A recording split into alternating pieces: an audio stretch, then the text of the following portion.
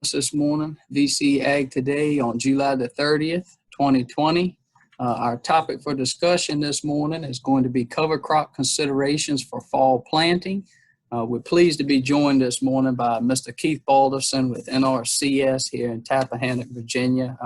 Keith is also a retired VCE extension agent here in Essex County, so we're pleased to be joined by Keith this morning. And Keith's going to provide some comments and some considerations to think about as we enter into the fall season here, and a lot of cover crop work being planned, and some of the work that he's done over the years and a lot of his experience with cover crop work. So we're very fortunate to have him with us this morning. Just a few housekeeping notes before we get started. If you have any questions or comments for Keith during the presentation, if you could just enter those into the chat window, we'd be glad to address those at the end of the presentation. Also, if you don't have the ability to enter those in the chat window, if you could just hold those questions or comments to the end, we'll open it up to everyone for discussion or questions. But without further ado, we appreciate everybody joining us this morning, and we're going to go ahead and share the screen here and have Keith join us. So if you could just give us a second, we'll get started.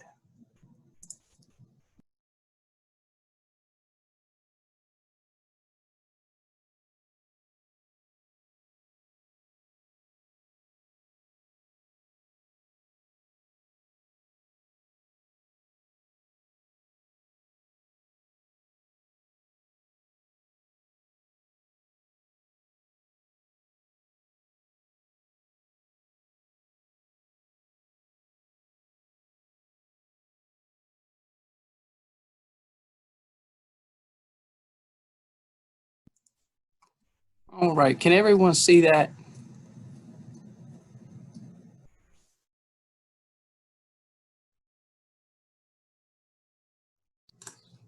Yeah, Robbie, we can see it fine. All right, thanks, Trent. All right, everyone, the floor is Keith's. All right, I appreciate the opportunity to visit with you a little bit this morning. I'm glad Rob is doing the technology part of this because it's hard to teach an old dog new tricks. But in any case, when Robbie asked me, would I talk a little bit this morning about cover crop considerations, I thought for a little bit and said, well, what can I talk about that's a little bit different? Because cover crops have become a pretty significant part of our cropping systems in Eastern Virginia over the past several years, because of the cost share programs that are available, and also some of the difficulties we've had with producing wheat at a profitable level over the past several years. So what I want to try to do is maybe get folks to think a little bit differently about cover crops, think about them as actually being a crop. I think we still have some folks that don't really manage cover crops. They plant them and kind of let them do what they'll do, kill them and plant the next crop. But I think it'd be very advantageous to think about these cropping systems in the whole cropping system, or the cover crops in the whole cropping system, and how they can help the overall cropping system. So that's kind of my goal today. And rather than spending a whole lot of time on some of the plot work we've done, I'll give you a little bit of data from some of those, but I think I'll interject more of my kind of personal experiences as a guy that does a little bit of farming and has worked with cover crops on his own farm. But I think for producers, that might be more interesting than throwing a lot of numbers at you. So we'll move forward to the next slide. And I think what I would suggest to you, before planting a cover crop, let's think about what we want that cover crop to do, because different cover crops do different things. They're not just like individuals. They have different talents and what they provide to the cropping system and to the soil, and they're just not, if you plant the wrong cover crop and don't match it to the specific goal you've got, you'll probably be disappointed. So I've listed some goals that I would hope growers would think about as they're preparing for cover crops this fall, and trying to match those goals up with a particular crop. And these are in no particular order. There are others that you could come up with. These are just some that I think about as a farmer. And obviously in Eastern Virginia, we have some soils that are not very high in soil organic matter. And we know the importance of soil organic matter, and that could certainly be one of our goals. If that's a goal and you plant hairy vetch cover crop, you're probably not going to be happy with what that does, because it's not a cover crop that's going to increase soil organic matter. On the other hand, rye would be something you'd want to look at. But rye that only gets 6 inches tall and is killed and terminated, that's not going to do much for soil organic matter. You've got to allow that cover crop to get the biomass before you get the increase in the soil organic matter. So for soil organic matter, small grains, I think for this area is probably what you want to think about. Erosion control, hopefully in this area, we do a lot of that with our continuous no-till systems. They work very well, keeping soil covered, but the small grains can be an integral part of that also. And there again, I think we're looking at the small grains if soil erosion is what we're looking for. And I put growing nitrogen. This is actually, you're trying to grow nitrogen for the next crop. And I'm sure everybody here knows that's listening this morning, very familiar with our legume crops. And these legume cover crops have the ability to fix a whole lot of nitrogen. And if you're looking at a corn crop and you want to build some nitrogen prior to planting that corn crop, then the legumes is what you want to look at. And in this area, my personal preference has really become hairy vetch. There's been 30 years ago, I worked with a grower a little bit that did some crimson clover, and that's still, some folks look at that, but the kind of our plot work has really made us look more at hairy vetch. The Austrian winter pea is another crop you can look at. It does seem to have some disease issues and never has really caught on so well in this area. Compaction management, and I put the brassicas, tillage radish, could also be rapeseed, which does have some concerns as far as control. But I think those are the two that come to my mind, or the brassicas come to my mind. But all of these cover crops, if you can get deep rooting, they can help with compaction, because when those roots decompose, even if you've got a compaction layer where those root channels decompose, roots of the next crop can get down in there. And of course, we know overall, we're trying to increase the earthworm capacity of these soils and the earthworm working of those. And they also get down deep. And even though we may have a little bit of compaction, if there's some channels there, those roots can find, then that's great. I kind of grouped the next one together, the soil structure, porosity, and water infiltration, because I think they all kind of go together. And anything that we can do, when I think about this summer, we had back in June, some areas had some pretty good rains, 2-3 inches of rain, latter part of June. No rain for the next 4 weeks.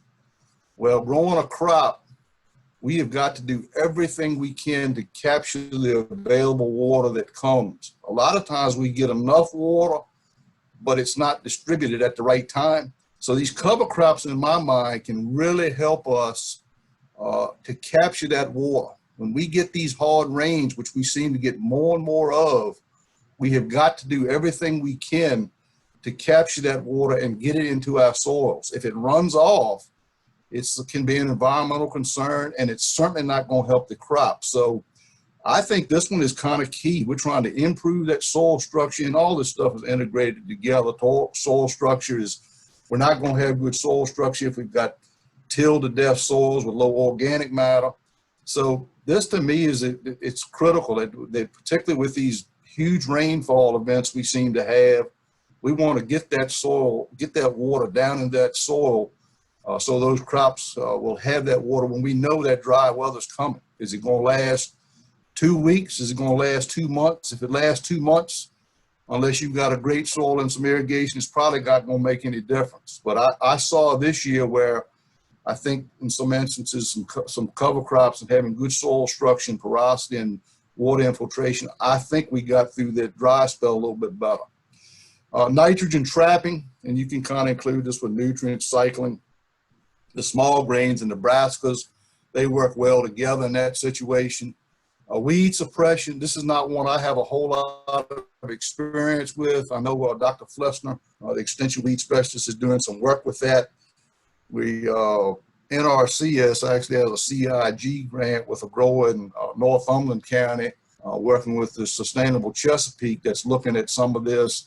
And this is one that, this weed deal has become a problem. In our area, what I see mostly is horseweed and ragweed. but we got to get a handle on that. And hopefully these high biomass, and I think Dr. Flessner would say for the weed suppression, we got to have a lot of biomass. I think he's saying 3 tons, and then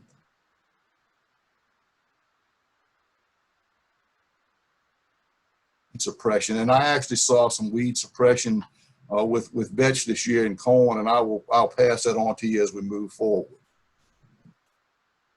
All right.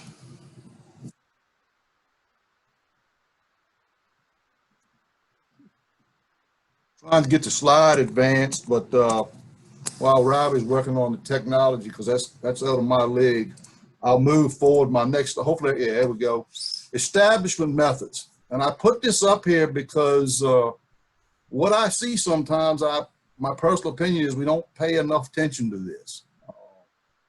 Seed to soil contact that's an old agronomic principle, and it's true. Some seeds are more sensitive to it than others, but if we don't have good seed to soil contact, you're probably going to be disappointed in your stand. And we've seen that sometimes where we've had just broadcasted seed, or we've had aerial seeding where we didn't have rainfall in the fall. And if you remember, last fall was extremely dry. It did break, I think, latter part of October, but it was extremely dry there in September and the first part of October. So in my mind, drilling is best. I'm smart enough to know that that's not going to work for every producer. A little guy like me that's only planting 40 acres of cover crop, I can drill it. And I know for some folks it's an added expense because they can broadcast cheaper. As an option of broadcasting with no tillage, some people do that. As we've already mentioned, that's hit and miss. There's risk with that. And then we can broadcast and use the light vertical tillage with things like the turbo till, which I've seen cases you get just as good a stand with that as you can drilling. And a lot of bigger producers can do this because they can broadcast with trucks or other types of spreaders, get a lot done in one pass. And they've got these wide 30 and 40 foot vertical tillage tools. And I see a lot of growers doing that. And I applaud them for doing that because I do think the seed to soil contact is, it is critical. It's just an important component. And then we have the option of aerially proceeding into standing crops. And in some cases, this may be what we have to do, particularly if you're trying, if you think about Eastern Virginia, the old corn, small grain, soybean double crop used to be our bread and butter. Not quite so much anymore, but if you were trying to get a cover crop established into that double crop soybean, it's probably not going to come off until November. There's a challenge there. So, I mean, it's getting late.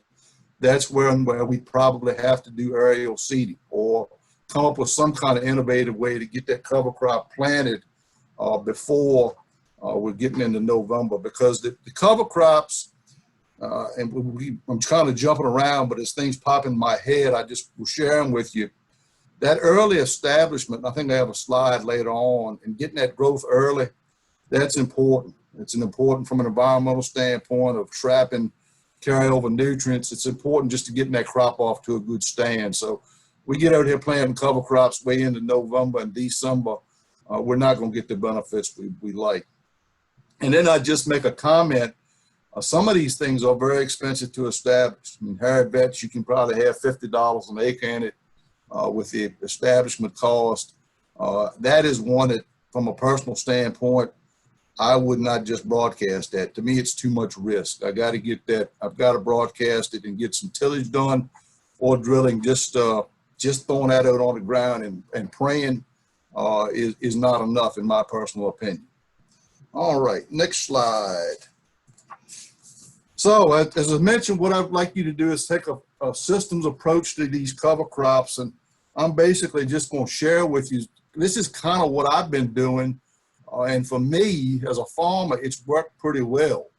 And we've already talked about this, but I'm a small grain guy. I wish we had a barley market, and I wish we had good wheat prices, and we could use that system, because that old system in Eastern Virginia, that old rotation, it got people, it was, as I mentioned earlier, it was our bread and butter for a long time, but it's just not working as well as it used to for various reasons. The weather has made it difficult for these small grain crops.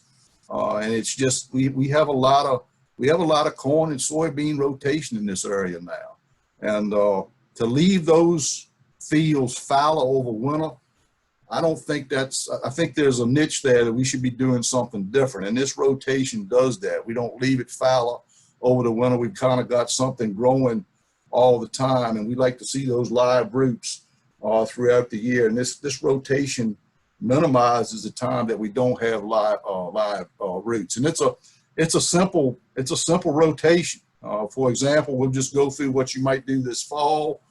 You plant a rye cover crop, and it doesn't have to be rye. My personal preference is rye because I'm trying, and it's difficult, but I want to get as much biomass and hopefully soil organic matter as I can get.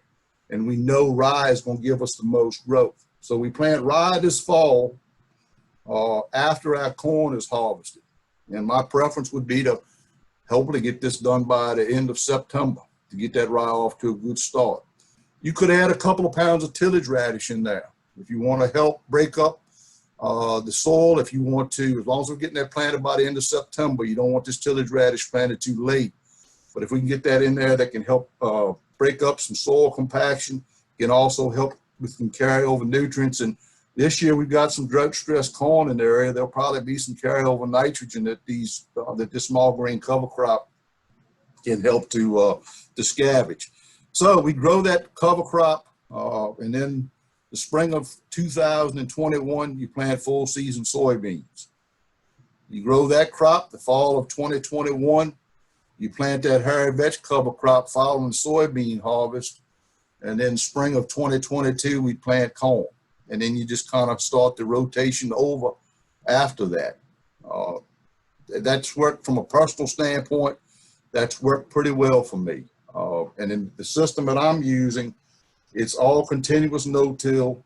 That I don't have any way to, sometimes I think I would like to probably have an ability to do a little bit of ripping, but I don't have that tool, and I have personally, I have no vertical tillage tool. I'm sure I could find another grower with that, but I haven't seen where I think there's a need for that. All the cover crops are drilled. The same drill is used to plant the no-till beans. And as Robbie knows, because he's seen my equipment, it's all pretty old stuff. So, but if you set it right, it gets the job done. All right, so moving forward, the goals, and in all honesty, when I started this system, working with this probably, I guess, 8 or 10 years ago, I didn't sit down and think about goals. I signed up stuff mostly because I could get car share on it. And that's the farmer and me. And I'm very thankful for the car share program, whether it's through our agency and RCS, Soil and Water Conservation Districts. They play an important role, and I'm glad that system has been available and is still available because, as I mentioned earlier, doing some of this stuff is not cheap. So, but when I look back, if I'd have sat down and did practice what I preach, because I told you this morning I thought you ought to set some goals, this is kind of what I would have looked at. I want to try to increase the soil organic matter. The soils are decent. I've got some good Kempsville soils, some Suffolk soils, and I've got some that's I don't work anything that's a real sand pit, and I don't work anything that's excessively wet. But I'd still like to be getting these organic matters. I'm probably hovering around 2%. I'd like to get them higher. And then growing the nitrogen by incorporating the legume cover crop. Some of you may know Paul Davis. Paul really got me interested in this. Importance of field days. He had a field day at his farm several years ago, and I saw that, and I asked him, I said, "You planting weeds?" Because if you grow wheat, you kind of get concerned about hairy vetch. But he said, I really haven't had a problem controlling it because it does have a certain percentage of hard seed, but I've generally been able to control it too. And I really don't have any concerns planted, even if I was growing some wheat now for grain. But it caught my eye, and I watched the research for it for a few years, and I said, I'm going to try that. And he coached me a lot in that. He helped, he told me, at first you won't have anything. You'll think you don't have a crop at all. But he said, if you got some patience, it'll really do well for you. And he was right. I've been satisfied with it. And then we talked about this kind of in depth already. I think Chris Lawrence might be on here this morning. I stole this probably from him because I've heard him talk about making soils like a sponge. And that goes back to that part of we got to conserve this water. We know we're going to probably have a deficit at some point during the summer, and we just have to do what we can to try to get that water to infiltrate and be there when these crops go under stress. And then I mentioned I have no really ability to manage soil compaction, so I'm trying to use these cover crops to also do that. And I've used tillage radish in some cases. The last few years, I've gotten most of the just monoculture of rye and carrot vetch.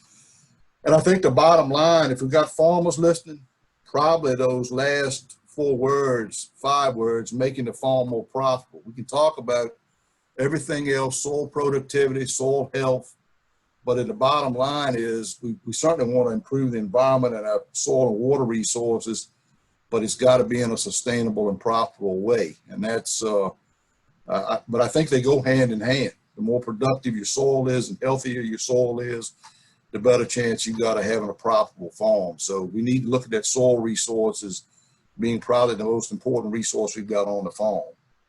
All right. All I've got coming up now, and I don't know how many people are watching or listening or how you do this, but I've just got some pictures that kind of show how the rotation would work. So sometimes I've got planting pictures, sometimes I don't. This, I think, is really an old picture from about 2012. This was a year where I think it was a drought year, and I actually threw some radish in there with it. There's not a lot of radish in there. I don't think it was but 2 or 3 pounds to the acre, and the rye was probably not planted quite at a bushel. This was taken in late December, and to me, that's kind of what we're looking for. That's got a few bare spots, but that was drilled. You can actually see the radish. You see kind of streaky looking. That's, I think that's nitrogen carryover from when the nitrogen was dribbled on the corn. Because I'm pretty sure, I didn't have this picture labeled, but I think it was back in one of those drought years. So that cover crop's doing a good job of pulling that excess nitrogen over. And those radishes that year, they got big around as my forearm. So starting off, we would have planted that hopefully in September. That's what it looks like in December. I think the next slide has got some bigger rye. This is actually a cover crop that Extension, Robbie and Stephanie and Soil and Water Districts and NRCS were all involved. This is actually a test plot, but I focused on the picture of the rye. And some growers look at that and say, man, are you letting it get that big? And I know growers that do and some don't. But there again, if you want it, if you're looking for biomass and soil organic matter, you've got to let that stuff get some growth. And you can see in the background, that's where the plot was. There's rye in there. I think even that year we had some oats. We had barley and wheat, and we had fallow. But I put that picture in there just to give you an idea. If organic matter is what you're shooting for, you got to have growth like this. It can't be 6 inches and killed at 6 inches knee high, and it can't be a real thin stand. You've got to have the biomass there. All right, so then we would move forward. This is actually a picture from the gentleman, Mr. Hinton, who's working with the rolling part of it. He's planting full season beans into rye that was rolled. He's got a crimper roller through a project, and he crimped and rolled this, and then he planted that. And I hope I'm not misspeaking, that is actually the death of that rye is from the crimper roller. At this point, he's not put any herbicide on there. So from what we're seeing, it looks, as far as the standpoint of laying this rye down and actually killing it, the crimper roller seems to be doing a good job. Listen, this is a project that COVID kind of messed it up, but thankfully we've got a great farmer cooperator with this project, and a lot of work still got done this spring, and we'll follow this through for the next few years, and hopefully at some kind of educational event we'll have some more data to share with you. But that's just kind of the next step in the process. This rye would be killed, and at this situation we'd be planting the full season beans. Then obviously we'd come along, and this is just nothing but a picture of I think you can forward it, and that's a picture from a plot in Warsaw from a few years ago. The field on the right, or the plot on the right, if I remember correctly, was rye. And you can see how the beans kind of look like they lodged a little bit. This rye was really, had a lot of growth in this, and we didn't see a lot of yield differences in this. And on the left side of the flag is where the wheat was, but once again, that's just the next step in this rotation. So we can move to the next slide. Then we would come in here and plant the hairy vetch behind that bean harvest. I will just mention right now that to me, to be successful with this, and this is where you've got to think, if you go in here and plant a mid-5 soybean variety, you're probably not going to get that off in time to get this vetch planted in a timely manner. You need probably a 4.3 to no later than a 4.8, because this vetch, you probably want to have it planted by the mid part of October, and even a little bit earlier if possible. But you can see in late December, you can see it, but it doesn't have nearly the growth or the ground cover that the rye and the combination of tillage radish did. All right, so we let the vetch grow. Sometimes, and be careful that you can go ahead and move it. Sometimes I do, I think the state program allows you to fertilize after the 15th of March.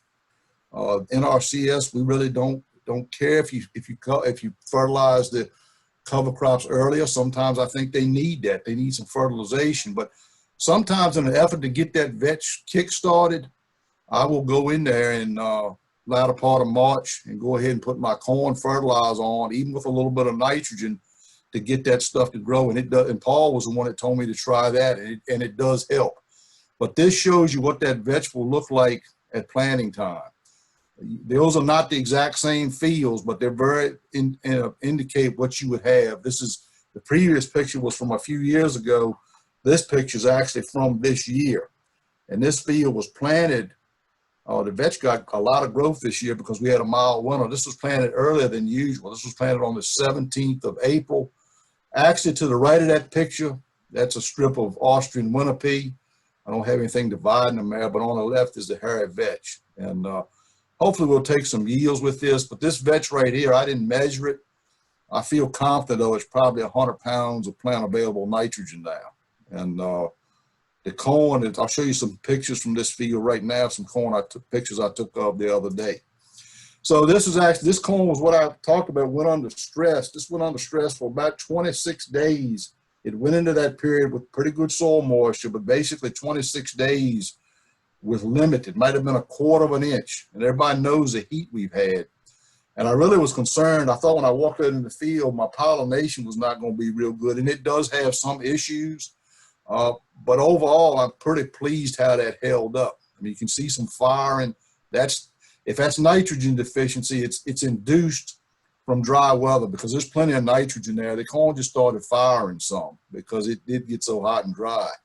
But and not every ear looks as good, but I think we'll still make a decent crop because this is from one of the better parts of the field. But I really think this overall system of using these cover crops, and in particular, I really like the vetch. I think, and I can't prove it, but I think it's helped a whole lot. So that may be the last picture in there. Yeah, so that just kind of goes through and shows you what the rotation would look like.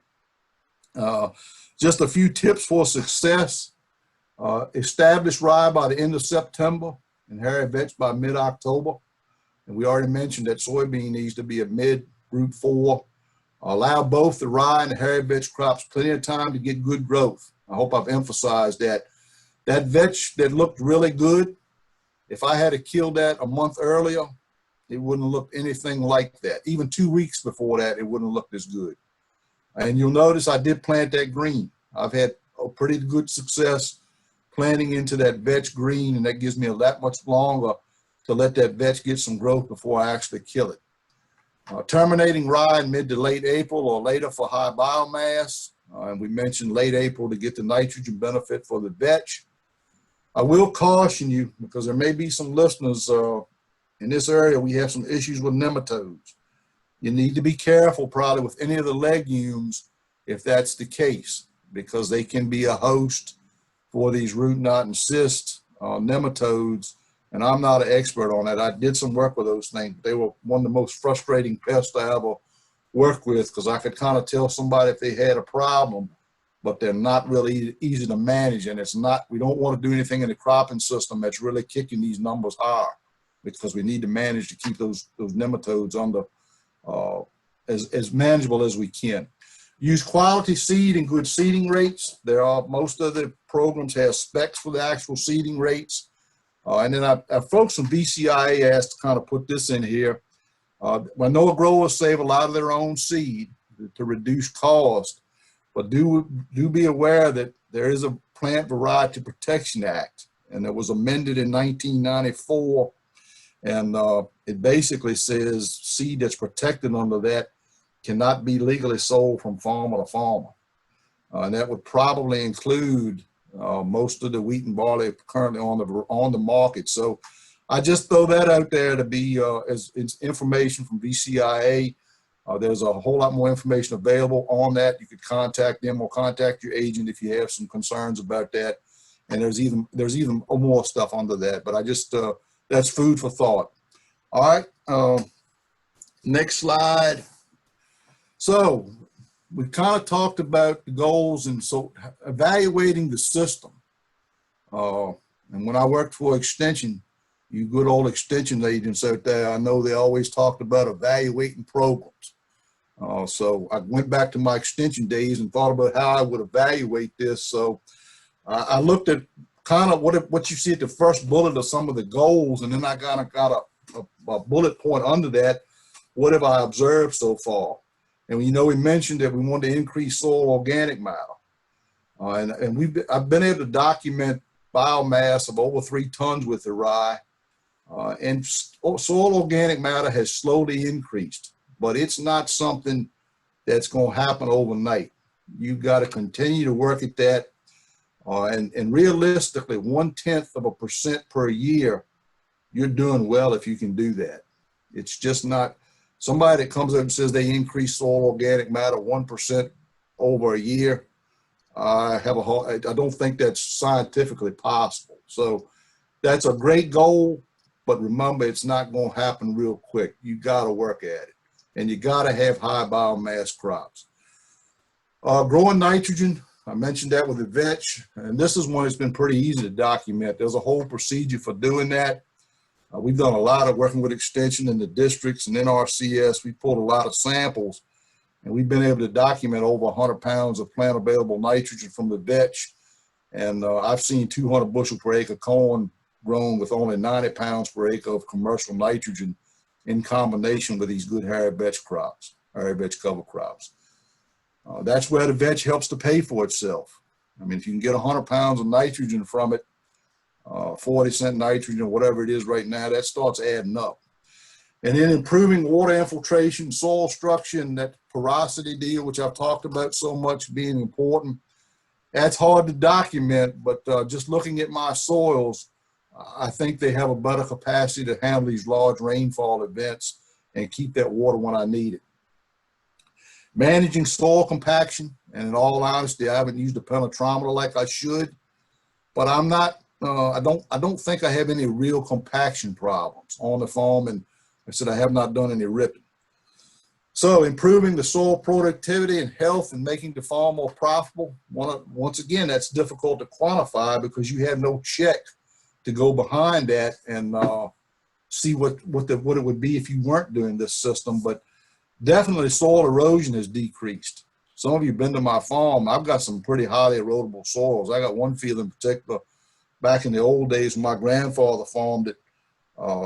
That was back when we were using a lot of tillage. We'd have thunderstorms and he'd be out there with bricks and cinder blocks and 2x4s and everything, putting it in the gully to try to stop it. And that field right now, generally, and it's got some C and possibly even some D slopes, this system with a continuous no-till, you really don't have a big erosion problem. So that's decreased. The soil organic matter has slowly increased. And in my mind, crop yields have trended higher. And we know varieties are better, so you can't, there's a lot of reasons for that. But I think this whole soil health deal and quality has helped with that. Weed suppression was not an initial goal, or would not have been an initial goal for me. But I did notice this year, I was able to reduce the herbicides used on corn. It's a very basic program, pre-emergence, and then coming back over the top. But the pre-emergence program cost me less money than what it traditionally has. And I told my fertilizer dealer what I was thinking about doing from now on, and I said, you probably won't like this, but he said, I can't argue with it. He said, you had enough mass out there that you shouldn't need much of a pre-program and then just come back over the top, because that vetch shaded the ground real well and stuff didn't come up a whole lot. All right. So just kind of combining soil health and cover crops. This is kind of an NRCS approach. 4 principles as far as soil health: keeping the soil covered. And we know we can maximize that with no-till and these cover crops. We like to maximize living roots. We don't like to see a time there where there's not something alive growing. And the rotation I mentioned or went through with you, I think using those cover crops greatly reduces the time that there are no living roots during the rotation. Energizing with diversity. The rotation has some diversity in it. And also we could include more mixes in the cover crops. The more you do that, the more expensive it gets. But we want that diversity because we know these different crops, something we're still learning a lot about, but we know they all offer different things to soil organisms and so forth. And then minimizing soil disturbance. The cover crop's not so much an important role as that as the no-till is. So these cover crops all combined, hopefully we're using them as components to greatly improve our soil health. And I think I got one last slide and I'll stop talking. Just to mention the cost share programs. NRCS has 2 programs that have cover crop practices. That's the EQIP and the CSP. There's no active sign up right now for them, but probably will open up this fall. So be in touch with your local office for sign up dates this fall, and spend some time. In my 2 years with NRCS, and I'm not a full-fledged NRCS employee, but trying to help in the Tappahannock office, it's opened my eyes up to these programs and how important it is to sit down and understand them, whether you're working with NRCS or the Soil and Water Conservation District with the state program. Work with them and see how they can fit into what you're trying to do, because they can help a whole lot expense-wise. And a lot of times you can mesh the 2 programs together.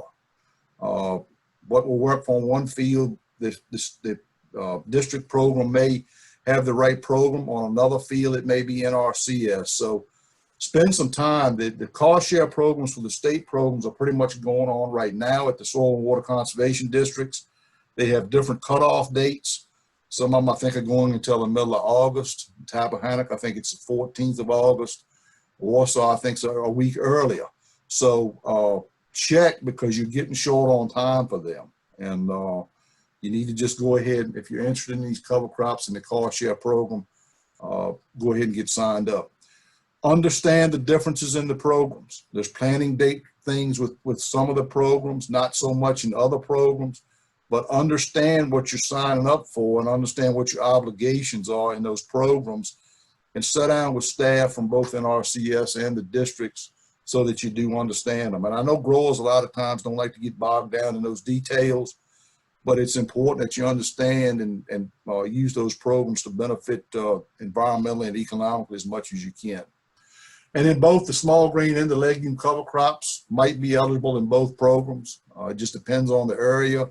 So take time to understand those, and hope everybody can get signed up. And if you plant cover crops this fall, I hope it's successful and you have better luck or great luck in integrating them into your cropping system program. And with that, I think I've talked enough, so I will stop.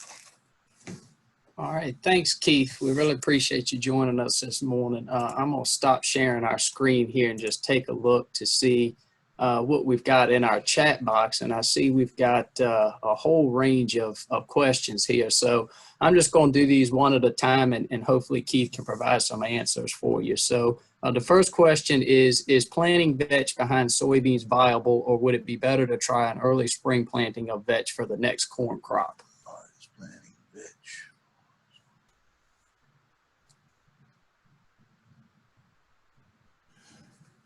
Yeah, you can plant vetch behind soybeans. I mean, that's basically what I've been doing, but you need to plan and make sure you've got a bean that's coming off by certainly by the middle of October. And there's been, I think he says, better to try an early spring planting. That's a good question. We thought about doing some of that this spring just to see what they would do. Planting vetch in the spring, I honestly don't know how well it would perform.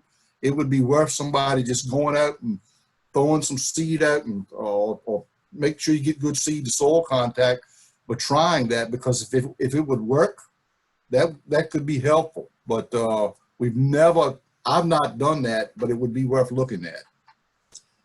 All right, the next question we've got is, does hairy vetch get enough growth to plant corn in the first week in April to get nitrogen benefits? I would say no, unless you got it planted really early and had an extremely mild winter. Big difference in what you're going to have the first week and what you're going to have the third or the fourth week. That 2 weeks in there from generally most years from the 10th of April to the 25th of April makes a whole lot of difference. So I had a couple years ago, it was getting, the year we were kind of messed up, getting stuff sprayed. It was wet, and the company was in to spray stuff, and I did a little bit earlier than I normally do. But with that situation, probably got only about 50% of the nitrogen that you would normally get. And you can check a lot of the literature. It'll tell you how to actually estimate what nitrogen you got from it. It's a pretty easy thing to do, but too early, you're not going to get the benefit. All right, got a question on seeding rate for the vetch. How many pounds? 10, 15? Generally, I think even if you're drilling, you probably need to be close to 20. I don't think, I mean, I've had some situations, as I mentioned, I got old equipment, and sometimes getting that thing calibrated right for drill is difficult, for vetch is difficult. I've had some years where I started off a little bit too light, and down around 15 pounds was, in my mind, was not enough. So I like 20 if I'm drilling. All right, the last question I see here is, in this system, do you in a good year ever see indicators of corn running out of nitrogen behind vetch? Yeah, that's another good question. And yes, and my nutrient management that year was not very good. I guess the one thing that I do see from the vetch, it's probably the only negative I could see, and I think there's been some research that documents it. It does become available pretty quick. I wish it was a little bit slower. And remember, once it goes to nitrate, it's nitrate, whether it was from a chemical fertilizer or an organic source, it's going to leach. And I think it was 18. We were very wet. And the previous year, I'd done the exact same thing. I didn't side dress that year. I planted pretty late, put like 90 pounds of nitrogen out at planting, and didn't side dress, and 200 bushel corn. But you know, in farming, what works one year doesn't work the next. And the next year we had a lot of rain. The same practice, the corn definitely ran out. And with 90 pounds and probably another 80 or 90 pounds from the vetch. But I think if you don't have excessive, that was unusual. I mean, if everybody remembers 2018, it was very wet. So I've gone to the point if I could run starter fertilizer, I'd run 30 pounds of starter and probably side dress another 60. I don't run starter. So this year I ran like a 60 and side dress 60. But yes, it did. You could run out. All right, we got one more question here.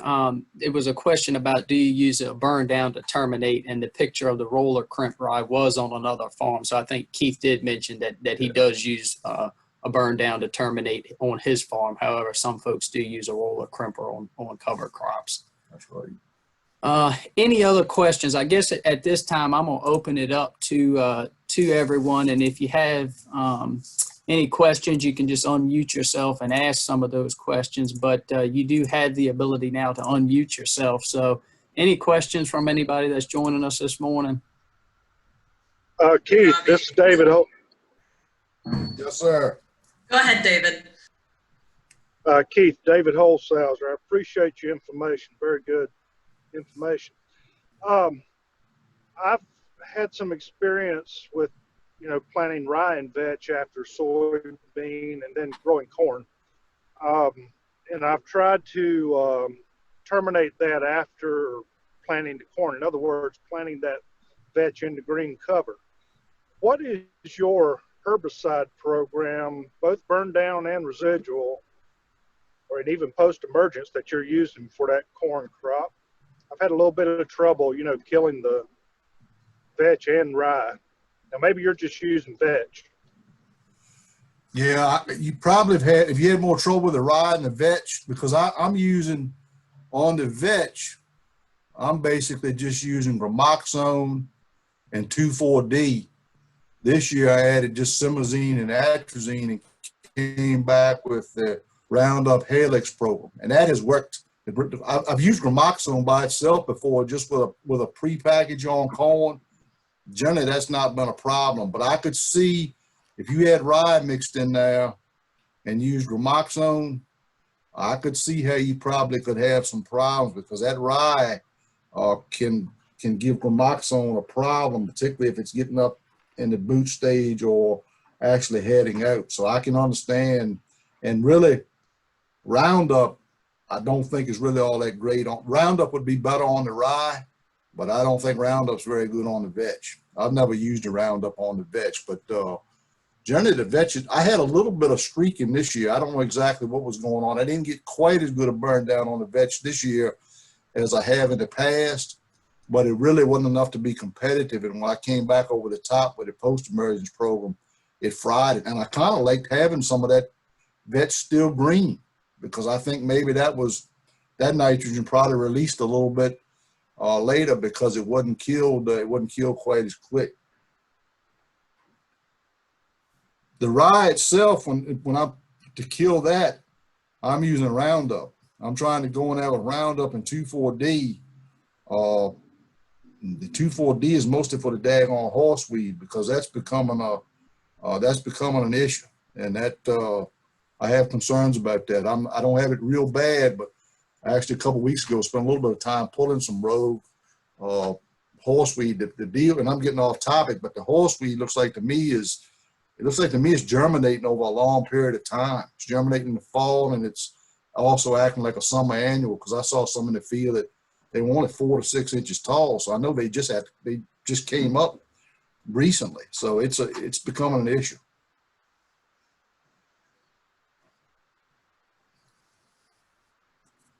Thank All you, right. Keith. Any other questions for Keith this morning? Hey, Keith, this is Mike. Yes, sir. How are you, sir? I'm doing all right. How about you? Good. Keith, I've been using cover crops on my little farm for about 3 years now, and I always get mad crab to fly them on. Has anybody ever flown on vetch? Do you know of?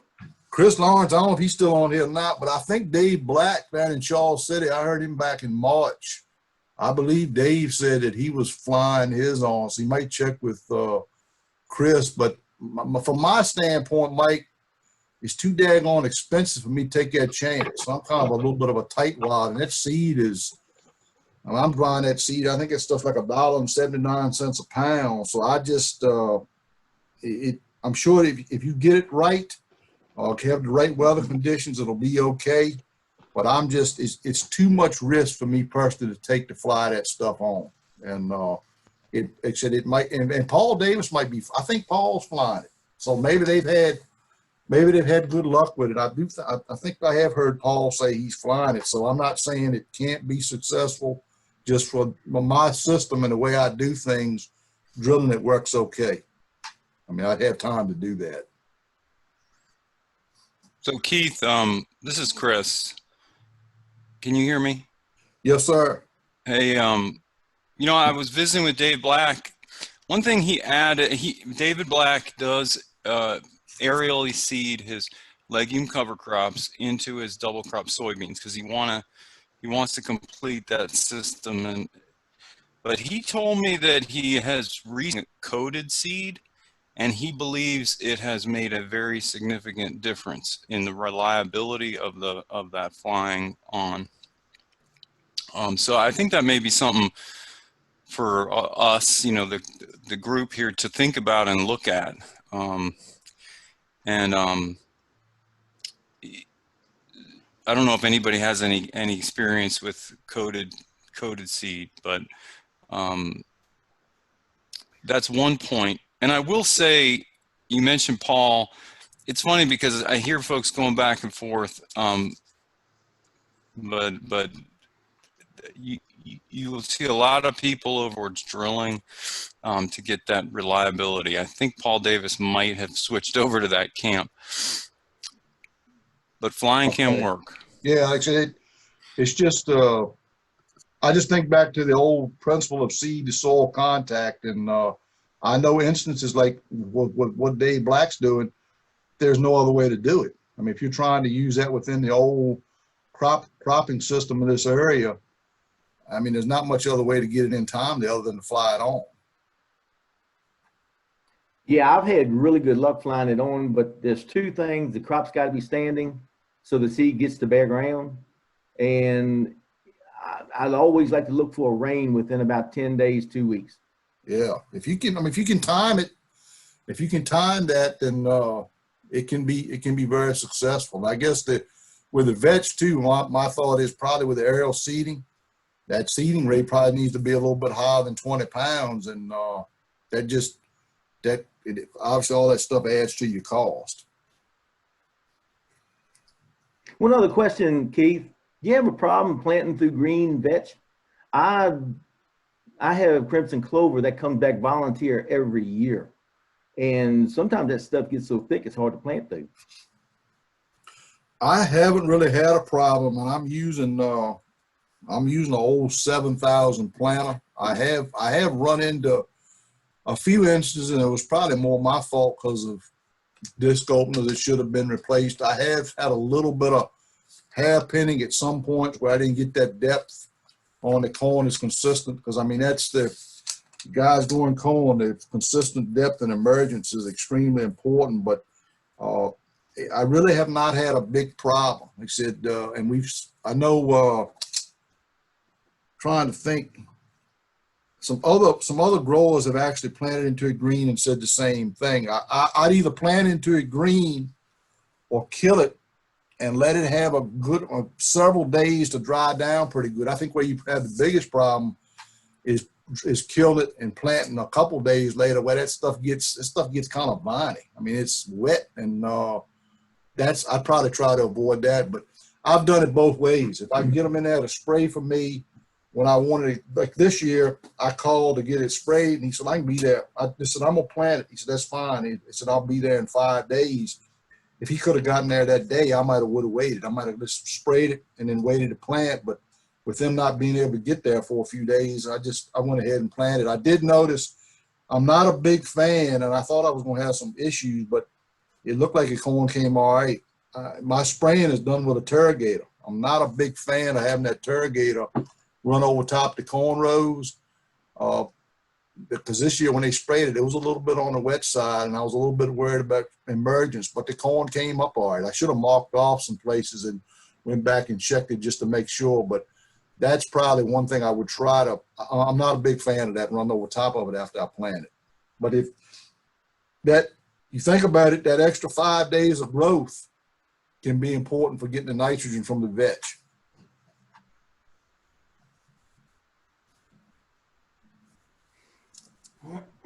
All right, any other questions this morning for Keith?